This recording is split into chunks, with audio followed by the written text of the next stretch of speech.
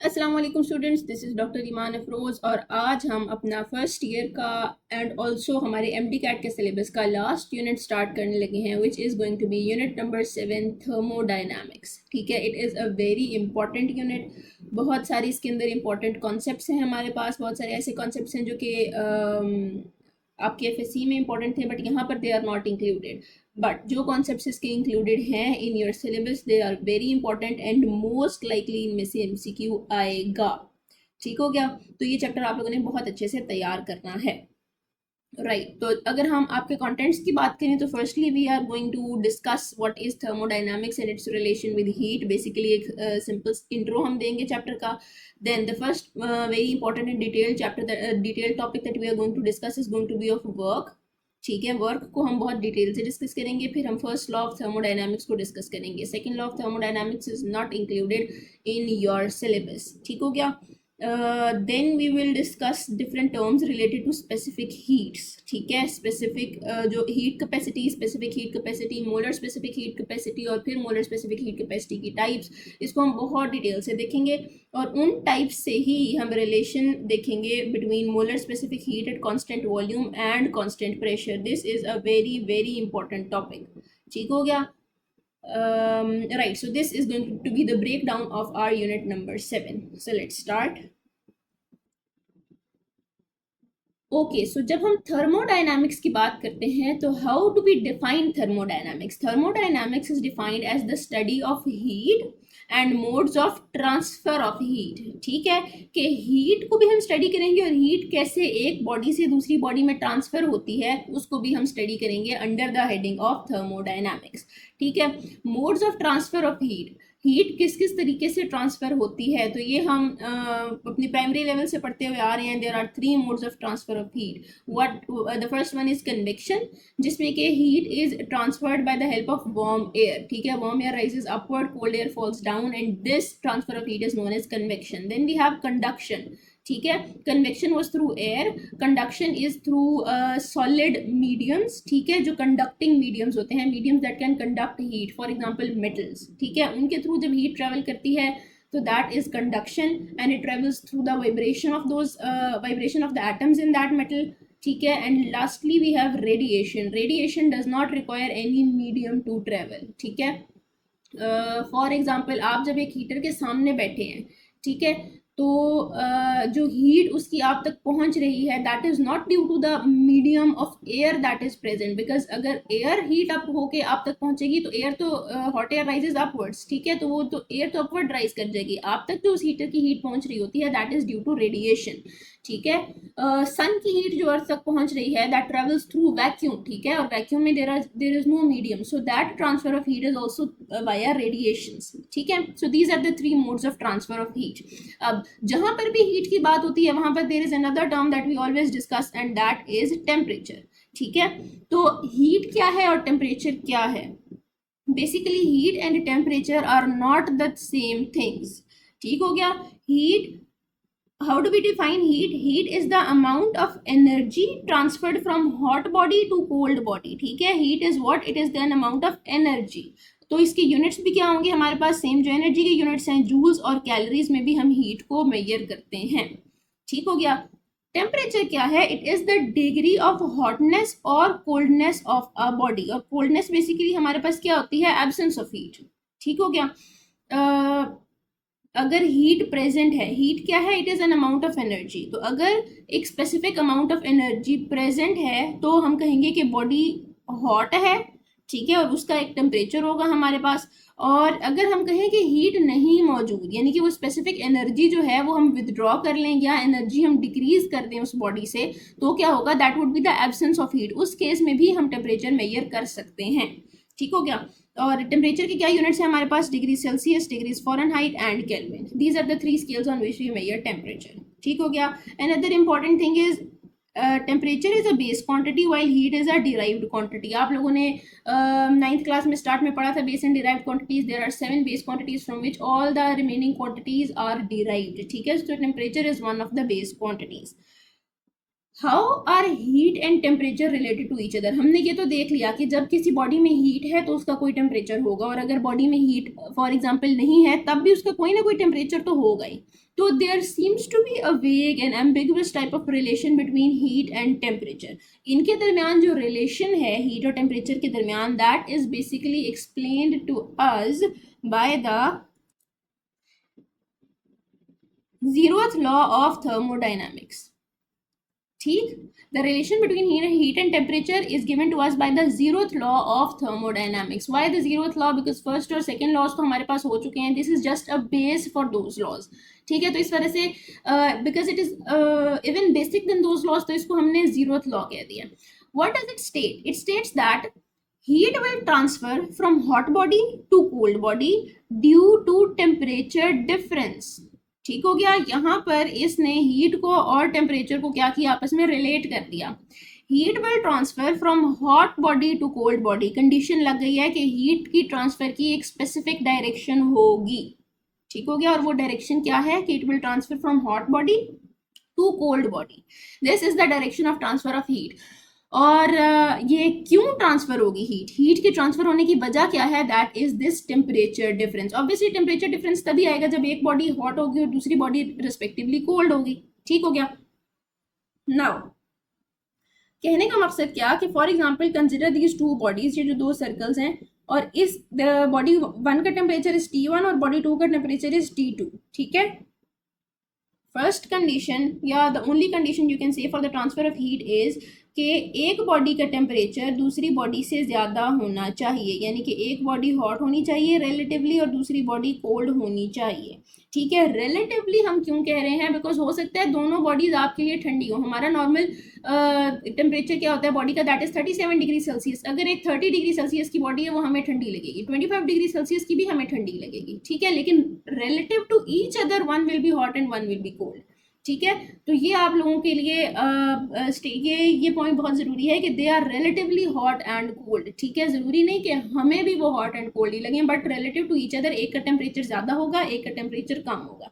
जिसका ज़्यादा होगा उसको हम कहेंगे it is a hot body, जिसका कम होगा उसको हम कहेंगे कोल्ड बॉडी.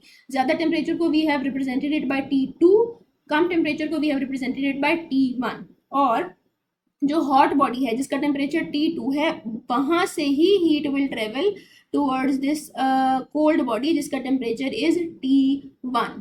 ठीक हो गया, तो direction of transfer of heat is fixed, that is from higher temperature to lower temperature. ठीक हो गया, this is the direction of transfer of heat.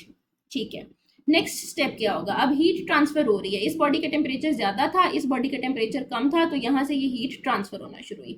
जब यहाँ से थोड़ी सी हीट उस तरफ जाएगी तो इसका टेम्परेचर क्या होगा, इसमें जब हीट क्या है basically, it is the amount of energy. ठीक, यहाँ से जब वो एनर्जी निकल रही है तो इसके अंदर जो रिमेनिंग एनर्जी है वो कम होती जाएगी. ठीक है, यहाँ से ये एनर्जी क्या हो रही है, निकल रही है बाहर, तो इसकी अपनी एनर्जी कम हो जाएगी. जब इसकी अपनी एनर्जी कम होगी तो इसका टेम्परेचर भी क्या होगा, कम हो जाएगा. ठीक, इस बॉडी का टेम्परेचर भी क्या होगा, कम हो जाएगा. सिमिलरली जो T1 है, ये सारी की सारी एनर्जी जब इसके अंदर आएगी और ये एनर्जी ये एब्जॉर्ब करेगी बॉडी, तो इसकी इंटरनल एनर्जी क्या हो जाएगी, बढ़ जाएगी. जो अमाउंट ऑफ एनर्जी है इसके अंदर, जिसकी वजह से इसका टेम्परेचर भी बढ़ जाएगा. ठीक, तो पहले जो टेम्परेचर ज़्यादा था वो अब आहिस्ता आहिस्ता कम होना शुरू हो जाएगा, और ये जो कम था ये आहिस्ता आहिस्ता ज़्यादा होना शुरू हो जाएगा. एक पॉइंट ऐसा आएगा जिसपे दोनों टेम्परेचर एक दूसरे के बराबर आ जाएंगे. ठीक, दोनों टेम्परेचर क्या होंगे, एक दूसरे के बराबर आ जाएंगे, यानी कि T2 will be equal to T1. अब हमने क्या देखा था, ट्रांसफर ऑफ हीट के लिए क्या कंडीशन इज मस्ट कि one body should be hot then the other body. ठीक है, एक बॉडी का टेम्परेचर दूसरी बॉडी के टेम्परेचर से ज़्यादा होना चाहिए. This is the one and only condition for the transfer of heat. जब दोनों बॉडीज के टेम्परेचर इक्वल हो गया, T2 इक्वल्स टू T1 हो गया, तो does that condition still apply? No. वो जो एक ही कंडीशन हमने रखी थी हीट के ट्रांसफर के लिए, वो एक ही कंडीशन अब पूरी नहीं हो रही. तो इस केस में क्या होगा, heat will not transfer. Heat transfer क्या हो जाएगा, जीरो हो जाएगा. हीट ट्रांसफर जीरो का क्या मतलब है, I am really sorry for this. Heat transfer equals to zero का क्या मतलब है कि there will be no amount of heat transferring from the previously hot body to the previously cold body. Why? Because now they are not hot and cold relative to each other, they are at the same temperature. और जब दोनों same temperature पे आ जाएंगे, both will possess the same amount of energy, both will have the same amount of heat, तो इस condition को हम क्या कहेंगे? We will call it as thermal equilibrium. ठीक है, I am sorry for this, thermal equilibrium कहेंगे हम इसको। थर्मल इक्विलिब्रियम का क्या मतलब है कि both of the bodies possess the same amount of heat and both are at the same temperature। ठीक हो गया, इसको हम कहते हैं थर्मल इक्विलिब्रियम। बात समझ आ गई? थर्मल इक्विलिब्रियम समझ आ गया? ओके जी, हीट डिस्कस कर लिया हमने, टेम्परेचर डिस्कस कर लिया। अब टेम्परेचर के लिए हमने देखा था कि टेम्परेचर के कितने यूनिट्स थे? डिग्री सेल्सियस, डिग्री केल्विन और डिग्री सेल्सियस, डिग्री फ़ारेनहाइट और केल्विन। ठीक है, केल्विन के साथ डिग्री नहीं लगता, राइट। तो ये तीन स्केल्स हमने टेम्परेचर के देखे थे। अब हम इनको फर्दर डिस्कस करते हैं under the topic of temperature convergence. ठीक हो गया, तीन स्केल्स हमने देखे थे, कौन सा? केल्विन, डिग्री सेल्सियस और डिग्री फ़ारेनहाइट। अब हमें जो टेम्परेचर है वो इन तीनों में से किसी भी स्केल में गिवन हो सकता है, लेकिन हमें पता है कि टेम्परेचर का स्टैंडर्ड यूनिट क्या है? The SI unit for temperature is kelvin. ठीक है, तो हर स्टैंडर्ड सिचुएशन में तो हमें केल्विन में ही टेम्परेचर चाहिए होगा। कुछ सिचुएशंस में for the ease of use हम डिग्री सेल्सियस में भी मेजर करते हैं। ठीक है, फॉरेन कंट्रीज में डिग्री फ़ारेनहाइट में टेम्परेचर मेजर किया जाता है। तो डिफरेंट सिचुएशंस में डिफरेंट यूनिट्स में टेम्परेचर मेजर किया जाता है, but to standardise that temperature हम कौन सा यूनिट यूज करते हैं? केल्विन का। ठीक है, तो कोई ना कोई तो तरीका होना चाहिए ना जिसमें कि हम जिस भी यूनिट में टेम्परेचर मेजर करें अल्टीमेटली हम उसको केल्विन में कन्वर्ट कर सकें। ठीक, या आप जो भी स्टैंडर्ड यूनिट इस्तेमाल कर रहे हैं अपने लिए, ठीक है, ऐसा यूनिट इज केल्विन, लेकिन आप for the ease of use अगर कोई भी यूनिट इस्तेमाल करना चाहें तो सारे टेम्परेचर्स को आप उस यूनिट में कन्वर्ट कर सकें। This is known as temperature conversion, और इसके लिए हम ये स्पेसिफिक फार्मूलाज यूज करते हैं। तीनों स्केल्स को अगर आप कंपेयर करें तो उसके लिए this is the formula, K minus 273 divided by 100 equals two degree Celsius divided by 100 equals two degree Fahrenheit minus 32 divided by 180। ठीक है, ये है हमारे पास टेम्परेचर को चेंज करने का फॉर्मूला। अगर आपको डिग्री फ़ारेनहाइट में टेम्परेचर गिवन है, आप यहाँ पर उसकी वैल्यू पुट करें तो इसको आप इसके इक्वल करेंगे तो आपके पास डिग्री सेल्सियस में टेम्परेचर आ जाएगा, इसको आप इसके इक्वल करेंगे तो आपके पास केल्विन में टेम्परेचर आ जाएगा। अच्छा, आई थिंक आप लोगों को मेरा कर्सर नहीं शो हो रहा, तो लेट मी ड्रॉ। अगर आपके पास डिग्री फ़ारेनहाइट में टेम्परेचर गिवन है, ठीक है, तो आप इस पूरी टर्म को कैलकुलेट कर सकते हैं। इसको आप इसके इक्वल करेंगे तो आपके पास डिग्री सेल्सियस में टेम्परेचर आ जाएगा। ठीक है, और इसको आप इसके इक्वल करेंगे तो आपके पास आपके पास केल्विन में टेम्परेचर आ जाएगा।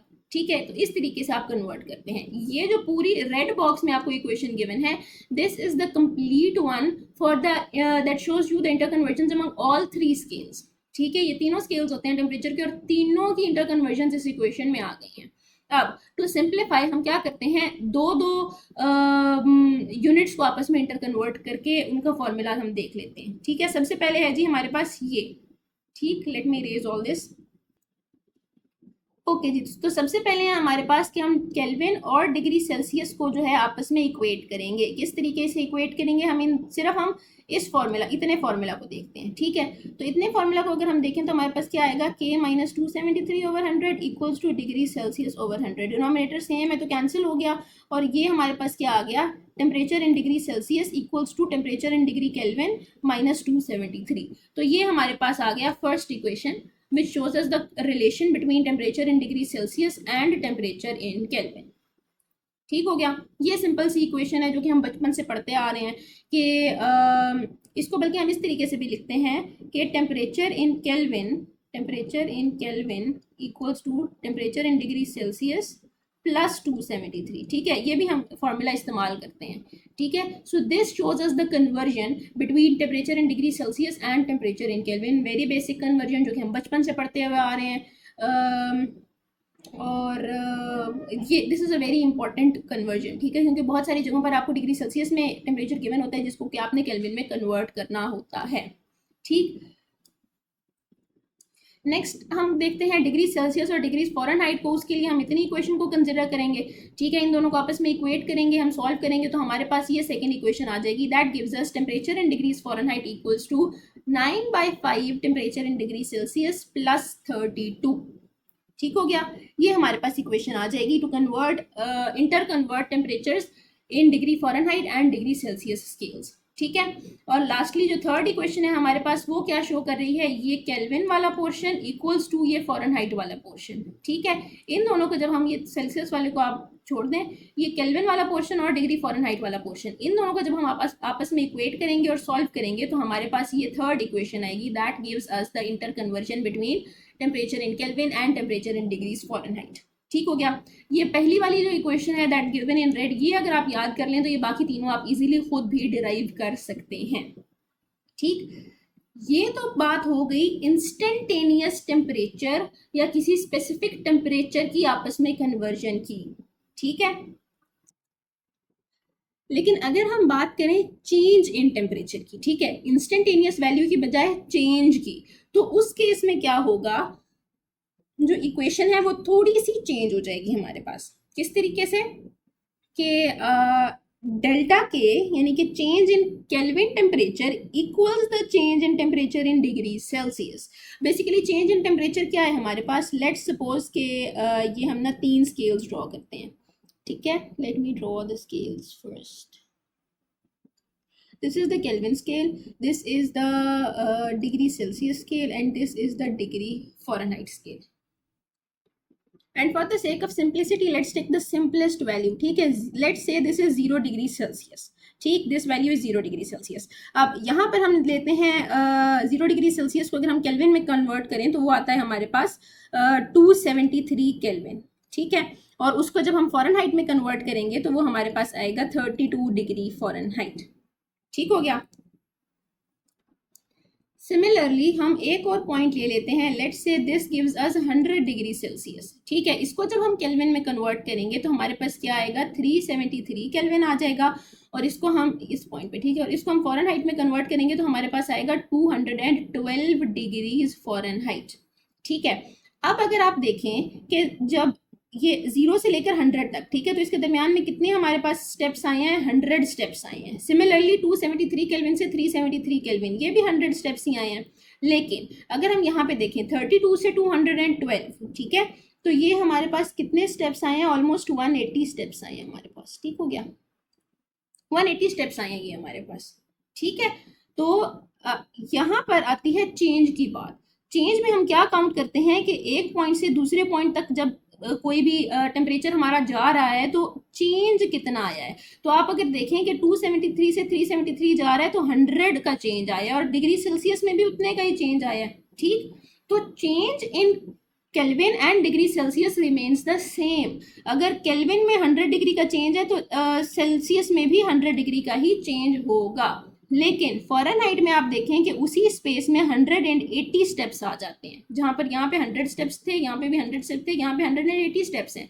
तो इसमें जो चेंज है डिग्री फ़ारेनहाइट का, वो चेंज वो मतलब हमारे पास इक्वल नहीं होगा दोनों के. उसको कैलकुलेट करने के लिए we have to multiply the change in degree Fahrenheit by a factor of 5/9. ठीक है, यहीं पर अगर आप देख लें ये 100 के दोनों में चेंज आ रहे हैं. यहाँ पर अगर हम 100 को 5/9 से मल्टीप्लाई करें तो हमारे पास क्या आएगा, 500/9. और उसको हम सिंप्लीफाई करें तो क्या आता है हमारे पास, यहाँ पर ना थोड़ी सी हमने उल्टी कर दी है कैलकुलेशन, इसको हम ऐसे करते हैं. ठीक है, तो क्या हम कर रहे हैं यहाँ पे, इस इक्वेशन में हमने वैल्यू पुट करनी है. ठीक है, तो चेंज इन डिग्री सेल्सियस जब 100 है और हमने change in degree Fahrenheit calculate करना है तो ये 5/9 उधर जाकर मल्टीप्लाई हो जाएगा. ठीक है, तो हमारे पास क्या आएगा, 100 × 9/5. वो हम कैलकुलेट करेंगे तो क्या आएगा, 900 डिवाइड बाई 5. और सिंप्लीफाई किया तो 180. ठीक है, 180 आ गया हमारे पास. तो आप ये देखें कि जब डिग्री सेल्सियस में 100 का चेंज आ रहा था तो डिग्री फ़ारेनहाइट में 180 का ही चेंज आ रहा था. ठीक है, तो ये एक थोड़ा सा डिफरेंस है कि आप इंस्टेंटेनियस टेम्परेचर की कन्वर्जन्स और तरीके से करते हैं, लेकिन चेंज इन टेम्परेचर की कन्वर्जन्स डिफरेंट हो जाती हैं हमारे पास. चेंज इन टेम्परेचर की जब हम बात करते हैं तो वो केल्विन और डिग्री सेल्सियस में सेम रहेगा, सिर्फ फ़ारेनहाइट में चेंज होगा. और इंस्टेंटेनियस टेम्परेचर की आप बात करेंगे तो वो तीनों स्केल्स पे डिफरेंट वैल्यू देगा. ठीक हो गया.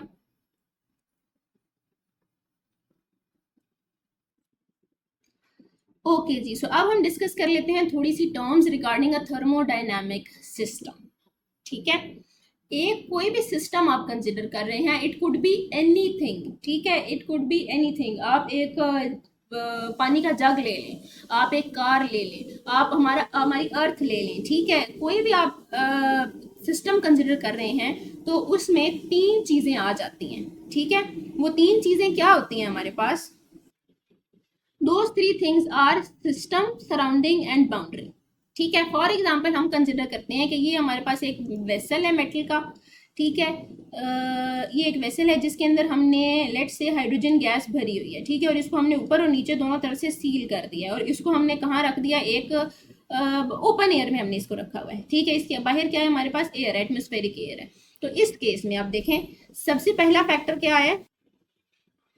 सबसे पहला फैक्टर है हमारे पास system which is defined as any region और part of matter which is under observation, ठीक है, एनी रीजन और part of matter which is under observation. आप अपने कमरे को ऑब्जर्व कर रहे हैं, आप कमरे में पड़े हुए किसी पानी के ग्लास को ऑब्जर्व कर रहे हैं, आप उस ग्लास में मौजूद फॉर एग्जांपल किसी कोई अगर आपने ग्लास के अंदर चीज डाली हुई है, लेट से आपने मिंट लीव्स डाले हुए हैं, ठीक है, आपने क्यूकम्बर के स्लाइसेस डाले हुए हैं, आप उस चीज को ऑब्जर्व कर रहे हैं। एनी रीजन और part of matter which is under observation is our system, ठीक है। तो इस केस में क्या है? ये जो हाइड्रोजन गैस हम स्टडी कर रहे हैं, दिस इज आर सिस्टम, ठीक हो गया। फिर है जी हमारे पास surrounding, everything other than the system is our surrounding. अगर आप पानी का ग्लास स्टडी कर रहे हैं तो आपके कमरे में मौजूद हर चीज सराउंडिंग है। आप अगर अपना कमरा स्टडी कर रहे हैं तो आपका जो पूरा घर है वो सराउंडिंग है। आप घर स्टडी कर रहे हैं तो your locality is your surrounding, ठीक हो गया। इस केस में सराउंडिंग क्या है हमारे पास? जो सराउंडिंग एयर है, ठीक। तीसरी चीज है हमारे पास बाउंड्री। बाउंड्री क्या है? The thing that separates system from surrounding. यहाँ पर अगर हम देखें तो ये जो मेटल का वेसल हमने यूज किया था, जिसकी ये हमारे पास वॉल्स थी, this is going to be our boundary, ठीक है, which is separating our system from our surrounding. पानी का ग्लास, ठीक है, दैट ग्लास या प्लास्टिक का जिस भी मटेरियल का वो ग्लास बना हुआ है, that is our boundary. The walls of your room are a boundary, ठीक है। ये तीन चीजें एक थर्मोडायनामिक सिस्टम में हमेशा प्रेजेंट रहेंगी, ठीक हो गया। अब depending on the properties of this boundary, ठीक है, depending upon the properties of this boundary we have three types of systems. कौन कौन से हैं हमारे पास? Open system, close system and isolated system, ठीक है। कैसे? ओपन सिस्टम क्या है हमारे पास? Open system is a system जिसकी बाउंड्री कोई भी रिस्ट्रिक्शन नहीं लगाती, ठीक है, वो बाउंड्री सिर्फ सिस्टम और सराउंडिंग को सेपरेट कर रही है, उसके अलावा कोई भी रिस्ट्रिक्शन नहीं लगा रही। तो एक ओपन सिस्टम की बाउंड्री क्या करेगी? सिस्टम और सराउंडिंग को सेपरेट तो करेगी, लेकिन सिस्टम से सराउंडिंग और सराउंडिंग से सिस्टम में मैस और एनर्जी दोनों को ट्रांसफर होने से नहीं रोकेगी, ठीक है। तो मैस और energy both will be transferred in case of an open system between the system and the surroundings, ठीक है। इसको हम कहते हैं ओपन सिस्टम। ये दोनों तरीके से हो सकता है, या तो ये कि जो बाउंड्री है ये परमिएबल हो आपके पास, ठीक है, इसमें एक्चुअल होल्स हो या मिनिएचर होल्स हो, मैस ट्रांसफर हो रहा है ना, तो हमारे पास होल्स तो इसके अंदर मौजूद होंगे, या फिर ये कि कंप्लीट फोर साइडेड बाउंड्री हो ही ना और एक तरफ से बाउंड्री ही मिसिंग हो। फॉर एग्जाम्पल एक ग्लास ऑफ वाटर, ठीक है, उसका टॉप हमारे पास ओपन होता है, that is an open system, ठीक हो गया। सेकेंड है हमारे पास क्लोज्ड सिस्टम। क्लोज्ड सिस्टम क्या होता है? ये आप कह सकते हैं जिस तरह एक सेमी परमिएबल मेम्ब्रेन होती है ना, इस तरीके से ये एक्ट करता है। This will allow energy to be transferred between system and surroundings, but it won't allow mass to be transferred, ठीक हो गया। फॉर एग्जाम्पल आप let's say you have a closed box of ice, ठीक है, क्या होगा? एक क्लोज्ड बॉक्स है आइस का, आपने उसको एक रूम टेम्परेचर वाली जगह पे रख दिया, थोड़ी देर बाद आप जाके देखेंगे तो वो जो आइस है वो सारी पिघल चुकी होगी। क्यों? Heat energy was transferred from the surrounding to the system, ठीक है। हीट एनर्जी, बिकॉज सराउंडिंग का टेम्परेचर ज्यादा था, आइस का टेम्परेचर कम था, तो हीट ट्रांसफर हुई, लेकिन वो जो आइस है, जो मैस था सिस्टम के अंदर, that remained inside the mass, that remained inside the system, वो नहीं बाहर गया, ठीक है। तो क्लोज्ड सिस्टम वो होता है जो कि मैस को ट्रांसफर होने से रोकता है, लेकिन एनर्जी को ट्रांसफर होने से नहीं रोक सकता, ठीक है। Lastly, we have the isolated system. Isolated system is an example of an ideal system that neither allows mass to be transferred, nor does it allow energy to be transferred. ठीक है। For example इसकी सबसे practical example आप कह लें कि एक thermos अगर आप देखें तो उसके अंदर आप गर्म चीज़ डालेंगे तो वो गर्म रहती है for a specific period of time, and उसके अंदर आप ठंडी चीज़ डालें तो वो ठंडी ही रहती है for a specific period of time. तो ना उसमें से मैस ट्रांसफर हो रहा है बिटवीन सिस्टम एंड सराउंडिंग्स, ना ही एनर्जी ट्रांसफर होती है between system and surroundings, But why do I say that an isolated system is an ideal system? Because practically speaking, अगर आप एक थर्मस को भी for longer periods of time आप छोड़ दें तो वो भी उसके अंदर भी जो भी चीज़ मौजूद है वो रूम टेम्परेचर पे आ जाती है, ठीक है। तो even after that much isolation, that much insulation, जो एनर्जी है वो ट्रांसफर करती है, ठीक है। तो इस वजह से truly isolated system is an ideal scenario, but practical example of an isolated system is the most closest to an isolated system that we can get is example of a very very very good thermos, ठीक है। कोई ना कोई energy जो है वो transfer होती ही रहती है, ठीक। तो ये है हमारे पास 3 types of systems based on the permeability of the boundaries that separates the system and the surroundings. Now for any system, any thermodynamic system, a very very important entity that we study is known as its internal energy, ठीक है। किसी भी system की internal energy क्या होती है? It is the sum of all kinetic and potential energies of the molecules of a system, ठीक है।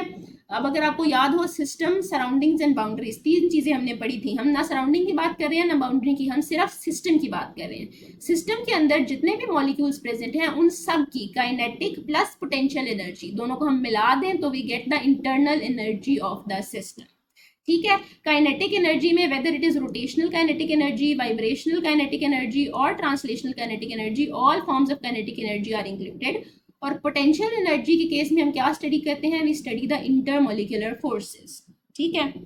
जो भी हमारे पास सिस्टम के अंदर मॉलिक्यूल्स प्रेजेंट हैं वो आपस में एक दूसरे के ऊपर कोई ना कोई फोर्सेस अप्लाई कर रहे होंगे, जो कि आप केमिस्ट्री में बहुत डिटेल से पढ़ चुके हैं, ठीक है। तो उन इंटरमॉलिक्यूलर फोर्सेस को हम उन इंटरमॉलिक्यूलर फोर्सेस की वजह से बेसिकली जो सिस्टम है उसके अंदर पोटेंशियल एनर्जी प्रेजेंट होती है, और उन मॉलिक्यूल्स की मूवमेंट की वजह से काइनेटिक एनर्जी प्रेजेंट होती है। इन दोनों एनर्जीज को हम ऐड कर दें तो इनका सम equals the internal energy of the system, ठीक हो गया। अब अगर हम बात करें एक आइडियल गैस की, तो केएमटी काइनेटिक मॉलिक्यूलर थ्योरी में आपने पढ़ा हुआ है कि एक आइडियल गैस जो है उसमें the forces, the intermolecular forces between the molecules of the gas are very negligible, ठीक है। बिकॉज जो वो गैस के मॉलिक्यूल्स होते हैं they move randomly at very high speeds, जिसकी वजह से जो वो उनका आपस में जो इंटरेक्शन है, जो इंटरमॉलिक्यूलर फोर्सेस हैं, they are extremely small and they are almost negligible, ठीक है। तो जब इंटरमॉलिक्यूलर फोर्सेस निग्लिजिबल हो जाएंगी तो जो पोटेंशियल एनर्जी है वो भी जीरो हो जाएगी, हमारे पास निग्लिजिबल हो जाएगी, ठीक। तो अगर पोटेंशियल एनर्जी जीरो हो गई तो सारी की सारी इंटरनल एनर्जी किस पे डिपेंड करेगी? काइनेटिक एनर्जी पे, फॉर द आइडियल गैस, ठीक है। क्या डिपेंड, सारी की सारी इंटरनल एनर्जी किस पे डिपेंड करेगी? काइनेटिक एनर्जी पे, ठीक है। यहीं पे हम डिस्कस कर लेते हैं इंटरनल एनर्जी की एक बहुत important property, that is state function. Internal energy is a state function. State function से क्या मुराद है? स्टेट फंक्शन बेसिकली उस टर्म को कहते हैं, ठीक है, उस प्रॉपर्टी को कहते हैं that does not depend on the process और the path followed in the process, rather it depends on the initial and final stages of the system, ठीक है। एक कोई भी सिस्टम है, उसकी एक इनिशियल स्टेट है, फिर it goes through a phase of change और finally it reaches a final stage, ठीक हो गया। स्टेट फंक्शन वो प्रॉपर्टी होगी that has nothing to do with the path that it follows और the process that it follows to get from the initial stage to the final stage. वो सिर्फ किस चीज पे डिपेंड कर रही है कि इनिशियल स्टेज क्या थी और फाइनल स्टेज क्या थी, ठीक हो गया। इसको हम कहते हैं state function because it depends only on the initial and final states. अब इनिशियल और फाइनल स्टेट्स पे डिपेंडेंस हम कैसे शो करते हैं, या इनिशियल और फाइनल स्टेट्स जो है उन दोनों को रिलेट हम कैसे करते हैं प्रॉपर्टी के साथ? By the factor of change, ठीक है। फॉर एग्जांपल हम इंटरनल एनर्जी की बात करते हैं, हम इंटरनल एनर्जी की अगर हम बात करते हैं तो if internal energy is a state function, that means कि internal energy depends on the initial state of the system and final state of the system, कि एक सिस्टम की इनिशियल स्टेट पे क्या इंटरनल एनर्जी थी और फाइनल स्टेट पे क्या इंटरनल एनर्जी थी। और इसको स्टडी हम कैसे करते हैं? डेल्टा इंटरनल एनर्जी या चेंज इन इंटरनल एनर्जी से, ठीक है। फाइनल पोजीशन, फाइनल स्टेट में से इनिशियल स्टेट को माइनस करेंगे तो हमारे पास चेंज इन इंटरनल एनर्जी आ जाएगी, ठीक है। जितने भी स्टेट फंक्शंस हैं उन सबको हम चेंज के थ्रू स्टडी करते हैं, ठीक। इंटरनल एनर्जी को भी हम चेंज के थ्रू स्टडी करेंगे। तो अब हमें पता है कि change in internal energy depends on the kinetic energy, ठीक। तो चेंज इन इंटरनल एनर्जी भी किस पे डिपेंड करेगा, change in kinetic energy, sorry किसके इक्वल होगा, चेंज इन काइनेटिक एनर्जी के इक्वल, ठीक। Internal energy kinetic energy equal थी फॉर एन आइडियल गैस, तो change in internal energy would be equal to change in kinetic energy. And we know that for an ideal gas the kinetic energy depends on the temperature, ठीक है। Kinetic energy depends on the temperature, तो the internal energy would also depend on the temperature for an ideal gas।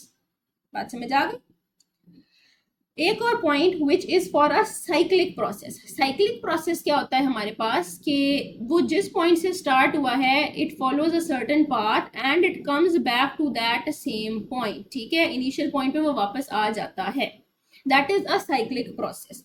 तो उसकी initial और final states दोनों same हो गई हमारे पास, ठीक है। जब इनिशियल और फाइनल स्टेट्स हमारे पास सेम हो गई तो जो स्टेट फंक्शन, जितने भी स्टेट फंक्शंस होंगे उस सिस्टम के, वो सारे क्या हो जाएंगे, जीरो हो जाएंगे। Why, because there will be no change in the initial and final states, ठीक है। आप कहीं पे भी अगर उसकी आप, because it is a cyclic function, it is a cyclic process, तो आप कहीं से भी उसकी स्टार्टिंग पॉइंट ले लो, वो एंड उसी पॉइंट पे आके होगा, ठीक है। तो for any cyclic process all the state functions equal to zero. Internal energy भी स्टेट फंक्शन है तो internal energy would also be equal to zero, ठीक है।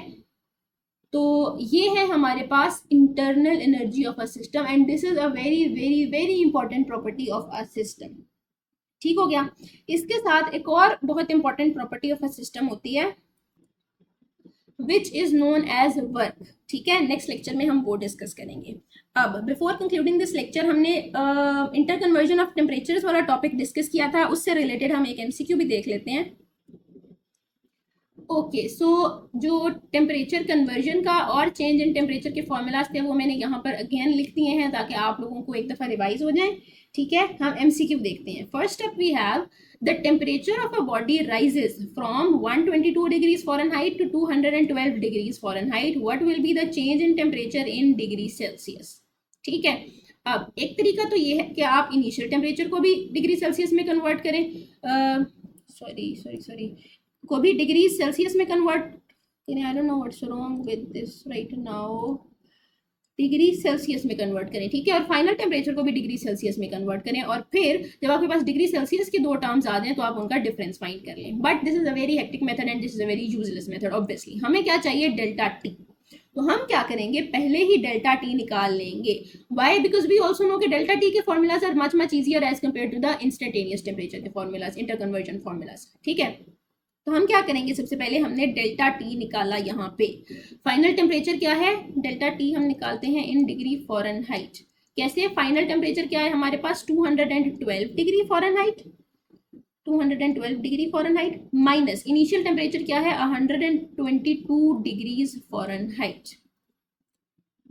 तो हमारे पास डेल्टा टी क्या आ गया, 90 डिग्रीज फॉरेनहाइट, ठीक है। डेल्टा टी आ गया हमारे पास। अब हमने इन फॉरेनहाइट हमने क्या कैलकुलेट करना है, इन डिग्री सेल्सियस। तो हम ये वाला पोर्शन उठाएंगे, ठीक है। डिग्री सेल्सियस हमने फाइंड करना है, डिग्री फॉरेनहाइट हमें पता है।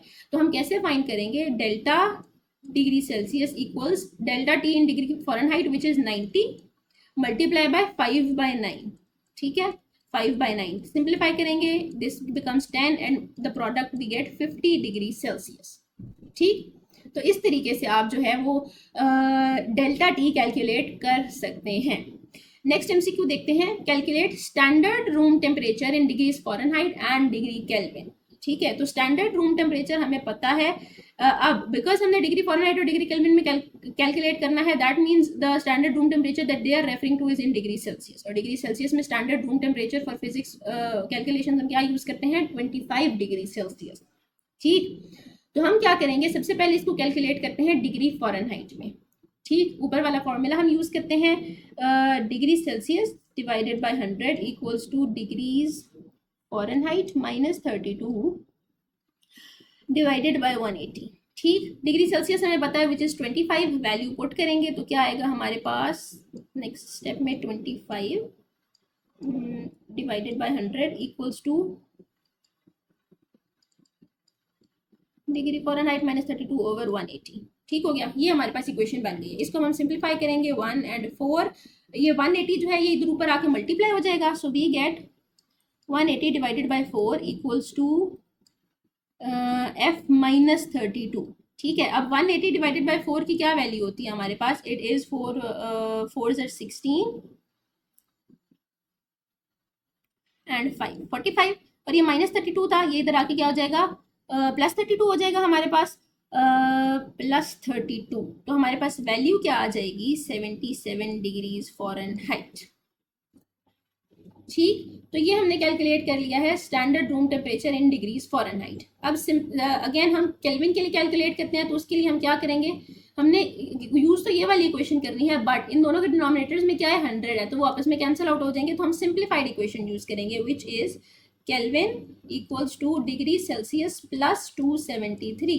ठीक है, और डिग्री सेल्सियस कितना है 25 प्लस 273 करेंगे तो हमारे पास क्या वैल्यू आ जाएगी 298, सॉरी दिस इज 298 केल्विन। ठीक है, तो इस तरीके से जो इंटर कन्वर्जन ऑफ टेम्परेचर्स हैं ये आप लोग कर सकते हैं, right. So this was all from my side, thank you very much, Allah हाफिज़।